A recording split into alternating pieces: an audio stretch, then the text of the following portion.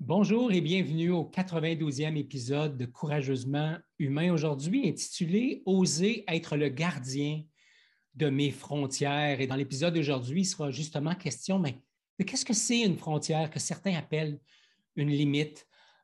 Qu'est-ce que c'est? À quoi ça sert? On va parler de ça. On va aussi parler de différents signes, exemples bien précis qui vont te permettre de voir si tu as de la difficulté ou pas à installer tes frontières. D'après moi, tu devrais rester avec nous parce qu'il y a des bonnes chances que tu te retrouves dans l'une ou l'autre, l'une ou l'autre, un exemple, l'une ou l'autre de nos exemples. Et finalement, on va donner des pistes de solutions. Et je parle au nous depuis tantôt parce que je suis, encore une fois, avec ma belle amie Geneviève. Salut! Allô, allô. Comment ça va aujourd'hui? Ça va bien, toi? Oui, ça va bien. Ouais. Écoute, soyons Cohérent? précis hein, pour les gens qui nous écoutent peut-être pour la première fois. D'abord, bienvenue sur le podcast. Que tu en sois ta première ou ta 10e, 20e, elle ne peut pas être centième, mais 50e épisode. Merci d'être là. Si tu es là pour la première fois, on a une façon bien spéciale chez Courageusement Humain de commencer, de terminer nos échanges. Et on débute nos échanges avec la question suivante. Et je t'invite à y répondre, toi aussi, pendant que tu nous écoutes. Geneviève, qu'est-ce qui est vivant pour toi, là, juste maintenant? Euh, Si je résumais en un mot, ça serait calme. Je me sens calme à l'intérieur de moi. Des fois, on est agité, préoccupé. Là, je suis juste. Là, j'ai fait le geste là, pour ceux qui nous écoutent. Là, j'ai mis mes mains à la hauteur de ma poitrine. Là. Je me sens ancrée, grounded. Je me sens Bon, comme ça. moi, je suis en train d'écrire dans mon agenda parce que je ne me souviens pas d'une journée où tu étais calme, donc je vais juste mettre un X. On ne dira pas la journée de l'année. Ça va rester intemporel. Il y a une journée Ouais. dans Alors, ce l'année. qui est vivant pour toi, c'est le calme. Ce qui est vivant pour moi, c'est, ben, toi qui me connais plutôt bien, je me sens excité comme un petit gars qui rentre dans un magasin de bonbons. Je me sens comme ça, je me sens joueur, taquin. C'est jamais une bonne chose quand je m'apprête à faire un podcast parce que cette partie de moi peut m'amener à gauche et à droite. Donc, je vais me centrer, me calmer, m'apaiser pour débuter. Donc, aujourd'hui, épisode 92, comme je l'ai dit, oser être le gardien de mes frontières. J'ai envie de te lancer ça comme ça, Geneviève, en partant. C'est quoi une frontière où il y avait une mousse, pardon. C'est quoi une frontière ou c'est quoi une limite? Mon Dieu, tu veux que je fasse la différence entre les deux? T'aimerais-tu ça que je fasse ça? Oui, si tu veux. Mais peut-être OK. commencer par nous dire, c'est quoi une limite? Oui. Ben, tu sais, parce que là, aujourd'hui, on parle plus de frontières que de limites, parce que limite, pour nous, ça sonnait plus, tu sais, je dis stop, j'en ai plein le CUL, j'en ai plein mon casque, tu sais, c'est pas que c'est bien ou que c'est mal, c'est juste que ça sonne, on a accumulé, on a atteint comme une limite qu'on n'est plus capable. Moi, mon expression pour dire ça, là, c'est mon élastique qui était tiré. Quand il est étiré, là, il peut lui péter dans la face à un moment donné. Fait que c'est pour ça que ça sonne plus en réaction, en mode réaction. Fait qu'aujourd'hui, de parler de frontières, en tout cas, moi, ça me rejoint vraiment plus parce que là, on est quelque chose qui sonne déjà comme plus positif, quelque chose qui donne de la liberté. Puis, tu sais, on a juste à penser au pays. Il y a des frontières. C'est d'entrer sur un territoire. Ça prend un passeport, ça prend un visa, selon ce qu'on va faire sur ce territoire-là. Fait que c'est peut-être plus facile en parlant de frontières plutôt que de limite de parler de nos valeurs, de nos règles de fonctionnement, de nos lois, de l'horaire, hein, combien de temps on veut passer et tout ça. Fait que c'est pour ça que le mot frontière va être utilisé dans ce podcast-ci. Puis qu'il y a aussi une notion que j'aime beaucoup dans le bidirectionnel, qu'il y a un aspect de réciprocité. Ce n'est pas juste un chemin de moi vers toi ou de toi vers moi. Là.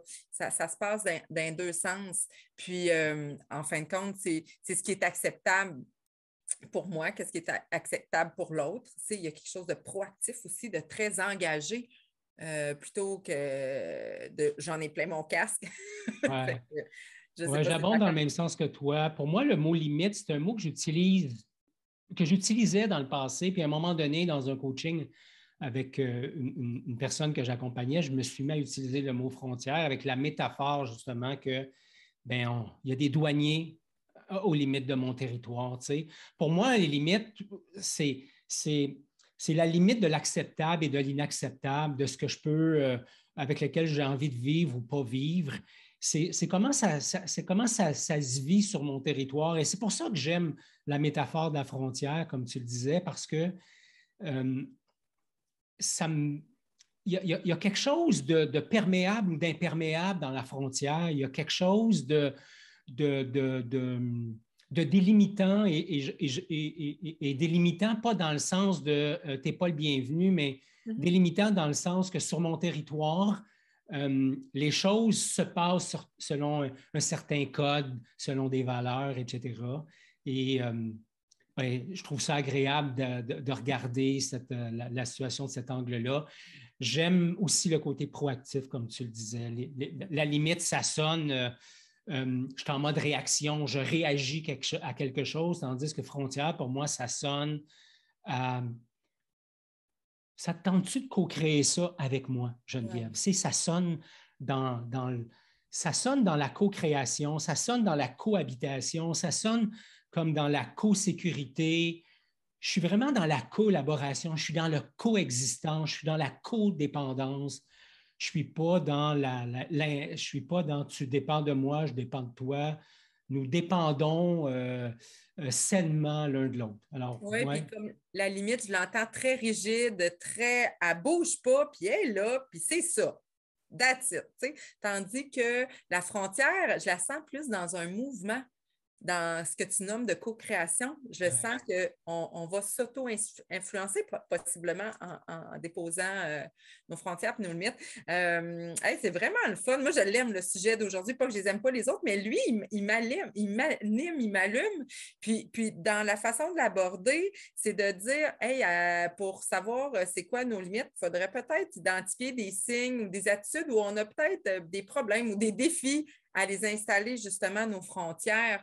Fait que je ne sais pas si tu avais envie de commencer avec on va en nommer 5, hein, parce qu'à un moment donné, on a un temps qu'on souhaite respecter parce que nous, ensemble, hein, on peut jaser des heures et des heures. Là, le temps on sait que ton temps est précieux. Fait qu'on va y aller peut-être avec 5 l'exemple de moments où on pourrait avoir un signe qu'on est en train de les dépasser, nos frontières. Ça serait ouais. quoi ton premier exemple? Ouais? Ben, le premier spontanément qui me vient à l'esprit, Geneviève, c'est je dis oui à un moment où je voudrais dire non. OK. Tu me fais une demande, euh, puis veux-tu aller au cinéma? Puis je dis oui, mais en réalité, ça ne me tente pas vraiment. Je demande à mon enfant ou à mon fils ou à ma blonde ou peu importe. Il me semble que ça serait bien si on faisait le ménage aujourd'hui. L'autre, ça ne tente pas, puis il dit oui. Là, on n'est pas dans la notion de ça serait bien de contribuer. On est plus dans la notion dans le ici maintenant. Est-ce que c'est ça l'élan que j'ai? Et surtout, est-ce que c'est ça que je verbalise? Parce que c'est tout à fait correct de dire que on devrait tous contribuer à la propreté de la maison, on devrait tous contribuer au bonheur de chacun. On est tous d'accord là-dessus. Là n'est pas le sujet de conversation d'aujourd'hui, mais c'est de ramener ça à dire dans le ici maintenant, est-ce que je te dis oui, Geneviève, mais avec le souhait non avoué. Et c'est là que c'est important, avec le souhait non avoué, de dans le fond, ça ne me tente pas, mais je vais dire oui. Et quand je fais ça, ce que je fais, c'est que je le fais au détriment de mes besoins. Si tu te souviens, dans le podcast 77, Oser prioriser mes besoins, on a parlé justement de cette espèce de chaîne situation, sentiments, besoins, toute l'importance de nourrir, de se responsabiliser par rapport à ça. Donc, premier signe pour moi que j'ai un problème de frontière, c'est que je dis oui quand je voudrais dire non. Je Hmm. t'invite à y aller avec un autre exemple, si ça te dit. Oui, là, j'entends que c'est quelque chose qui touche plus du ponctuel, hein, un moment, une activité, peu importe. L'autre qui vient, en tout cas, je trouve en continuité avec ce que tu viens de nommer, ça serait plus quelque chose qui est dans de l'ordre du court, moyen, long terme. Quand je suis, par exemple, une personne qui peut être utile pour répondre aux besoins de quelqu'un d'autre sans considérer mes besoins, puis dans une forme d'engagement, puis là, l'exemple qui monte, c'est si, par exemple, je suis invitée à prendre soin du chat ou du chien de ma soeur ou de ma voisine, bon, fait que cette personne-là me fait cette demande-là, mais tu sais, c'est engageant, à part en voyage une semaine, puis ça peut se prolonger 2 semaines, peu importe. Fait que là, c'est-tu la notion d'être utilisé par l'autre? Parce que dans le fond, dans moi, c'est oui, je serais prête à rendre service, mais peut-être pas sur une aussi longue période. Fait qu'il y a encore une notion qui touche, je trouve, mes besoins à moi qui ne sont pas respectés. Mais c'est ça, sur quelque chose qui est plus de l'ordre du sacrifice, puis tu sais, d'être dans une position de martyr, là. Bon, Oui. là, je vais le faire, puis, tu sais, puis peut-être que je suis en train même d'écrire sur l'ardoise. Hey, j'espère que ma soeur va se rappeler que j'ai rendu service pendant une semaine. Tu sais, je ne sais pas, là, mais il y a quelque chose de l'ordre de ça, là. Je ne sais pas si c'est assez clair comment je l'ai décrit. Oui, ouais, j'aime ça. Il y a la notion ouais, de me priver de nourrir mes besoins pour supporter les intérêts de quelqu'un d'autre sur une période plus ou moins importante. L'exemple du chat, je trouve ça super intéressant. Si j'ajoute à ça, par exemple, que mon ami, mon voisin, pas mon voisin, mais mon ami, mon parent, la personne que je supporte reste pas forcément près de moi, que j'ai du déplacement à faire, puis qu'en plus, j'ai ma famille, j'ai mes activités. Donc, j'en finis par mettre de côté des choses importantes pour moi pour contribuer à quelqu'un d'autre. Encore une fois, ce n'est pas bien ou mal, c'est une question de dire, est-ce que je l'ai verbalisé? Est-ce que j'ai verbalisé à mon parent, à mon ami, peu importe, écoute, je suis prête à le faire une fois par semaine. Dans mon horaire actuel, je pourrais le faire une fois. Il faudrait que tu trouves d'autres personnes qui vont le faire aussi avec moi parce que je ne peux pas aller aux 2 jours, par exemple, changer la litière, mettre de l'eau, mettre de la bouffe, t'occuper des chats. Exemple. La troisième C'est déjà situation. une solution. Ouais. Troisième exemple, c'est celle qui consiste à dire est-ce qu'il y a est-ce qu'il y a des conversations que tu évites?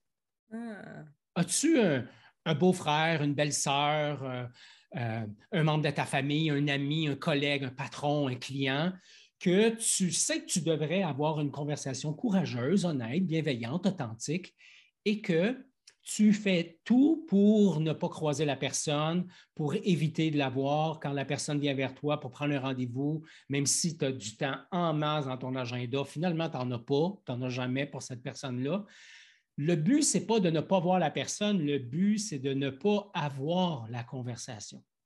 Ouais. Et dans un podcast antérieur, le 81, je pense, on avait parlé justement d'oser être en vie malgré nos peurs. Hein.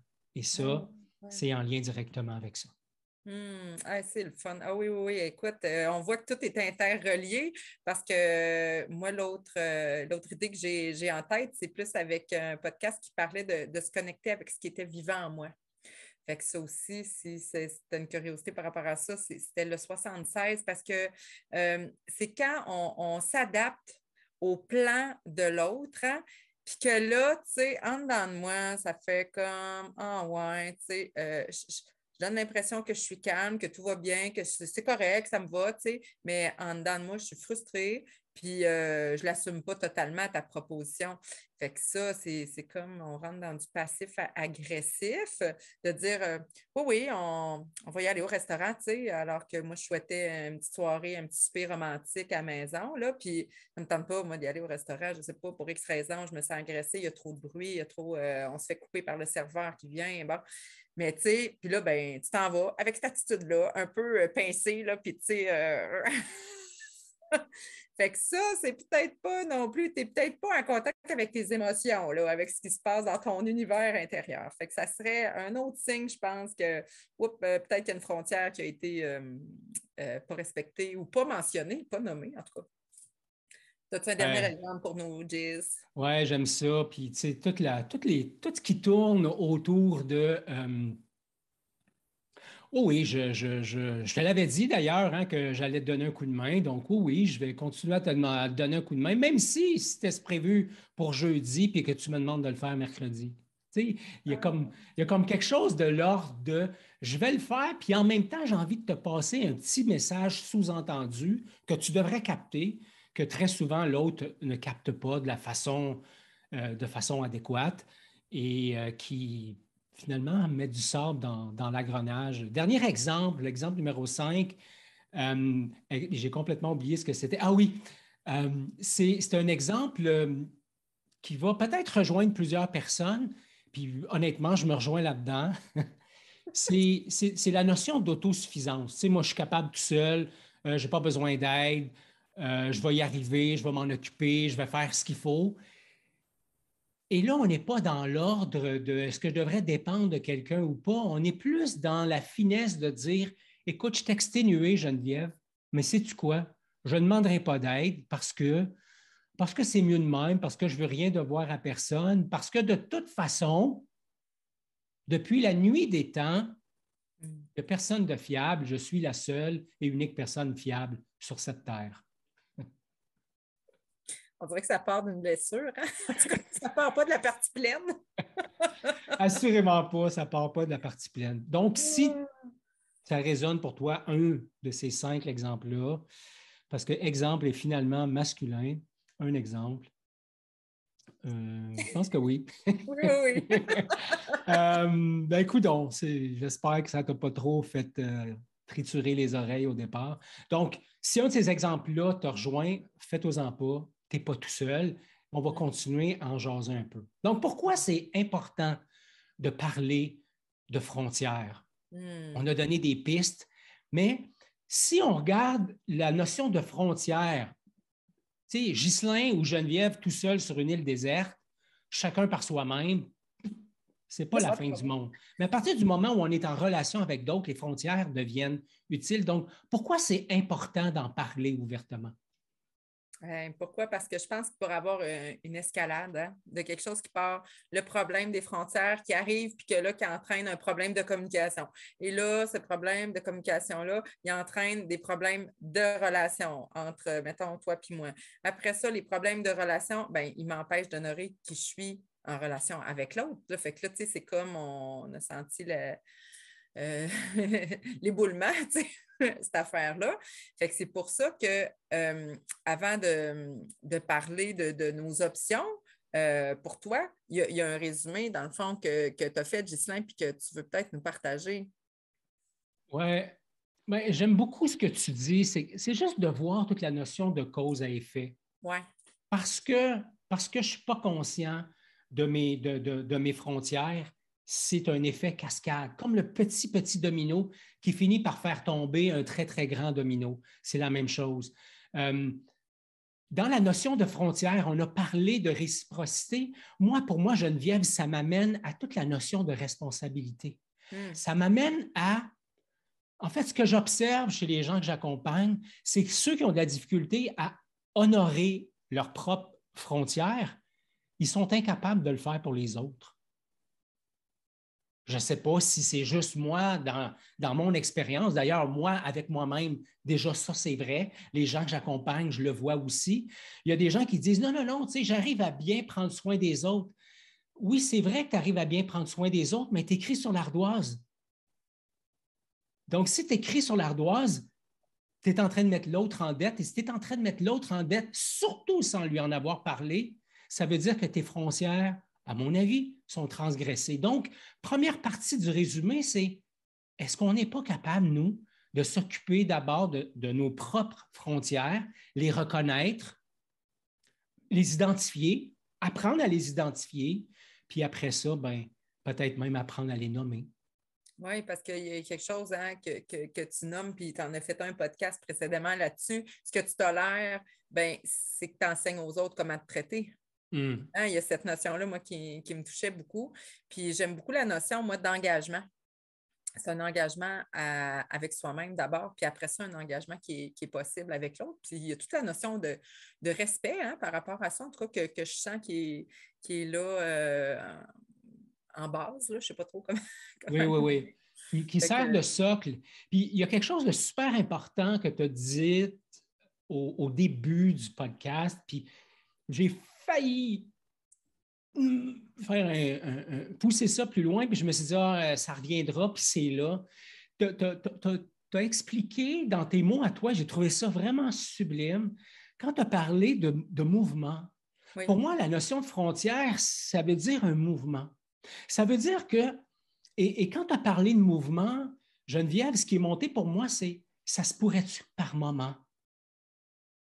Il y a quelque chose qui est acceptable pour moi, qui dans 30 minutes, 2 heures, 2 jours, ne le sera pas ou ne le sera plus.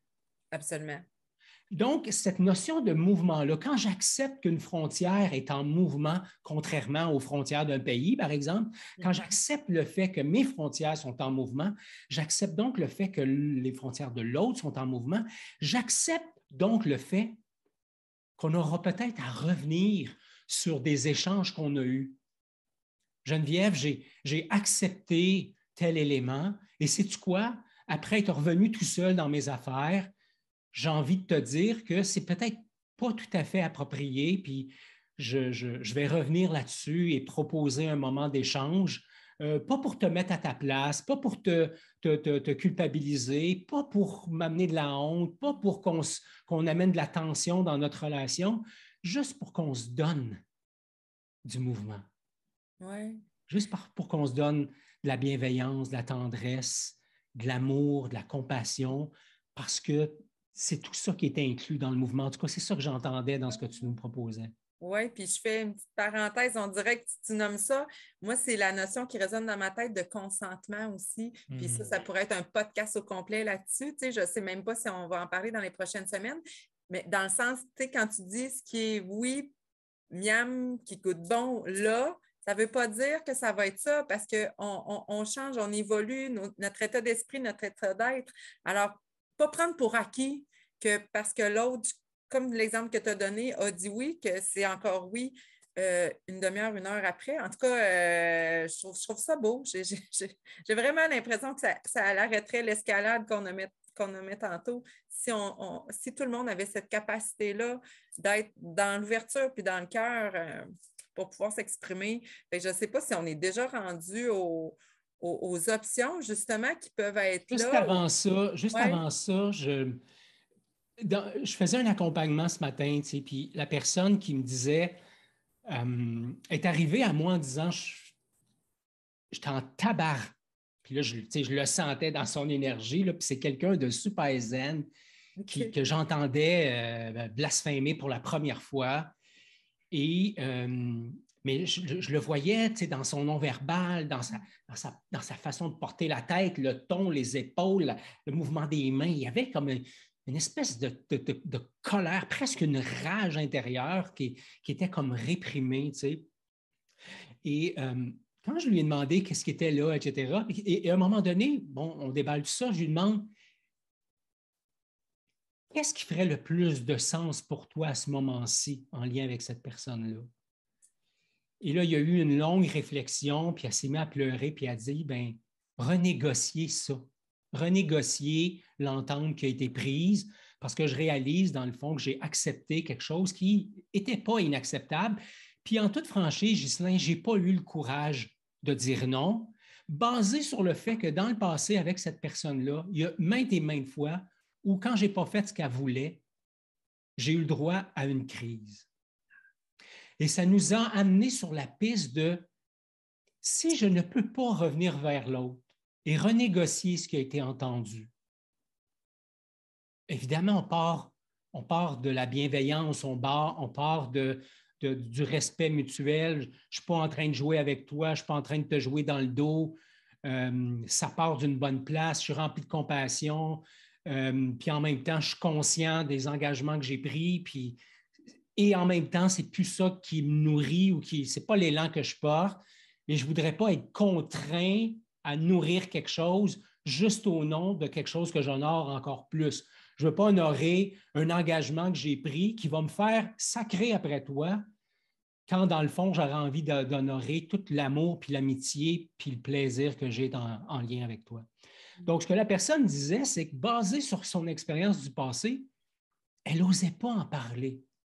Et ça nous a amené à travers le coaching, pour elle, à la prise de conscience que si je ne peux pas renégocier quelque chose, si la personne réagit vraiment fortement à mon désir de renégocier quelque chose, à rediscuter de quelque chose, je dois peut-être me questionner sur la capacité de l'autre à respecter mes frontières, donc à respecter ses propres frontières. Voyez-vous comment, en fait, vois-tu, Geneviève, comment, et là on parle de systémique, comment quand j'ai de la misère avec mes frontières, ça peut se transposer dans ma difficulté à être en lien avec les tiennes et vice-versa. Et au lieu de voir ça comme quelque chose de cadré qui va nous amener dans la chicane, on peut voir ça comme, ah tiens, voilà une opportunité de parler de ce mouvement dans nos frontières et de maintenir le lien et de nourrir le lien à travers cette difficulté-là, à travers mes peurs de dire, mais je ne voudrais pas que tu ne m'aimes pas, etc., que tu penses que je ne suis pas une personne de parole. Ah oui. Ah, c'est beau. Ah, c'est le fun. Merci. Je trouve ça vraiment. C'est le fun. Tu dis, tu viens de vivre ça en plus ce matin, puis c'est dans le sujet pile Oui, poil. tout à Fait que fait. les options qui s'offrent à toi, dans le fond, c'est d'abord et avant tout d'arrêter de se raconter des histoires, hein, parce que plus on se ment, plus on se croit, bien, plus on entretient ce cercle-là infernal. Hein. On devient comme dans une espèce de cercle vicieux, j'ai envie de dire. Puis, tu sais, c'est un truc qu'on te donne souvent de ralentir, juste de ralentir, de te reconnecter à ce qui est vivant pour toi, tes émotions, c'est quoi qui t'habite, c'est quoi les réelles pistes de solutions. Puis quand on peut ensuite développer un langage pour exprimer tout ça à la personne, puis tu sais, là, je ne veux pas dire de niaiserie, là, car personne ne peut respecter tes frontières si tu ne les as jamais exprimées. Ben oui, ça, c'est comme une évidence là, de commencer par le nommer. Puis c'est pas un hasard, les relations qu'on a. Hein? Il y a tout le temps, je pense qu'on a des beaux cadeaux de la vie aussi, des fois, pour avoir ces opportunités-là de nommer ou de grandir. Puis aussi, toute l'importance de clarifier nos attentes. Fait que ça aussi, ça peut nous aider là, pour mettre des frontières. Tu voulais-tu continuer sur Oui, d'autres? bien, j'aime ça ce que tu dis parce que clarifier les attentes, ça nous amène dans. Puis je me souviens quand on a préparé cet épisode-là, tu as dit, Ghislain, pour moi, il y a quelque chose de très important qu'on parle de réciprocité. Oui. Les frontières, c'est pas juste de dire, hey, ma gang de tabac, vous allez respecter mon environnement. C'est, hey, on cohabite. Mm. Donc, on est comme des cellules à l'intérieur d'un corps, on va se coller les uns sur les autres, on va se nourrir mutuellement. Par moment, on va peut-être même se retrouver, moi complètement, mon territoire à moi complètement à l'intérieur du territoire de quelqu'un d'autre pour diverses raisons ou l'inverse. Donc, tout ça, il y a beaucoup de mouvements là-dedans. Donc, tu sais, on a parlé d'arrêter de se raconter des histoires, de ralentir, de connecter, de clarifier. Moi, on a aussi plutôt dire toute l'importance de reconnaître ses frontières. Et dans une formation en communication non violente récemment, le formateur nous avait dit, sais-tu quoi? La notion de frontière, il y a un lien direct avec les besoins. Et ce qui est important, c'est de les avoir, d'en être conscient, d'être conscient de qu'est-ce que je porte, d'être conscient de mes intentions, d'être conscient de mes besoins et de s'assurer d'être en lien avec des personnes qui ont envie justement de nourrir nos besoins, en parenthèse, de respecter nos frontières. Donc, est-ce que la personne est au courant de mes besoins / de mes frontières? Est-ce que la personne éprouve de l'intérêt envers justement mes besoins et le respect de mes frontières? Est-ce que la personne est disponible, elle a envie de contribuer et est-ce que finalement cette personne a la capacité de nourrir et mes besoins et le respect de mes frontières? Si c'est non à ces réponses-là, ce n'est pas la fin du monde parce que je suis encore responsable de mes besoins, comme on disait, et je peux donc nourrir mes besoins en lien avec d'autres personnes. Donc, les frontières n'ont pas comme objectif de repousser des gens. Ça, c'est des limites que cet objectif-là, la frontière, a comme objectif d'inviter les personnes qui vont bien résonner sur notre propre territoire. Et ça, c'est ce que je trouve de super intéressant dans le podcast d'aujourd'hui. Oh, wow! Hey! Ça fait que c'est déjà le 92e, hein, Ghislain? On approche du 100e. En tout cas, moi, je suis comme wouhou! Alors, n'hésite pas à aller écouter des podcasts précédents, puis que le prochain, hein, on dirait qu'on a déjà mis la table pour le prochain podcast. Peux-tu déjà dire le sujet? Oser regarder en face mes jugements. Alors, ça aussi, ça va être super intéressant. Ghislain, avant de terminer, tu repars avec quoi, toi?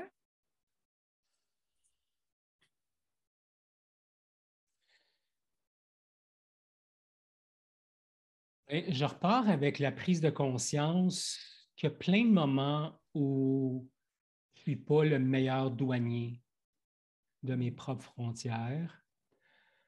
Puis en même temps, je dis ça avec vraiment beaucoup d'amour. Et ça me met juste en lien avec cette espèce de dualité, ces paradoxes intérieurs qui consistent à dire j'ai cet élan-là pour moi et en même temps j'ai cet élan-là pour l'autre. Et ouais, c'est ça. Je repars avec cette conscience peut-être un peu plus fine que j'ai des opportunités que je pourrais saisir, pas dans le but de mettre l'autre à sa place, mais justement dans le but de maintenir le lien, de le nourrir et de le chérir. Ah oui. Ah, c'est beau. Toi? Moi, c'est la prise de conscience qu'il y a beaucoup de mes limites avant qu'elles deviennent des frontières, qui viennent de mon éducation, hein, de ce qui a été prôné, entre autres, de rendre service, c'est donc bien important, c'est une valeur familiale qui était très forte chez nous, qui l'est encore. Alors, juste de prendre conscience que, ouais, de plus en plus dans ma vie, quand je dis oui, c'est un vrai oui, tu sais.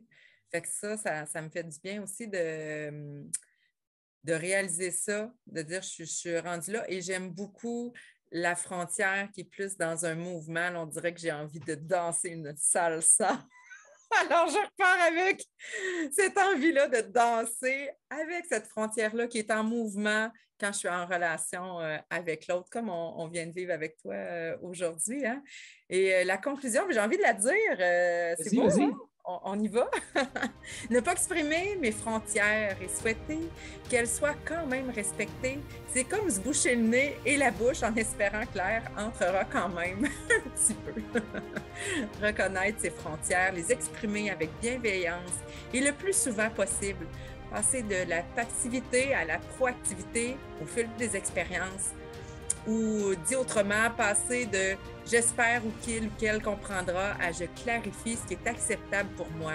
C'est aussi ça, être courageusement humain. Et merci, Ghislain, pour ce beau moment. Merci à toi qui écoute, qui est là, fidèle au rendez-vous. Alors, j'ai juste envie de te dire à la prochaine. À la prochaine, tout le monde. Salut, bye bye. Bye.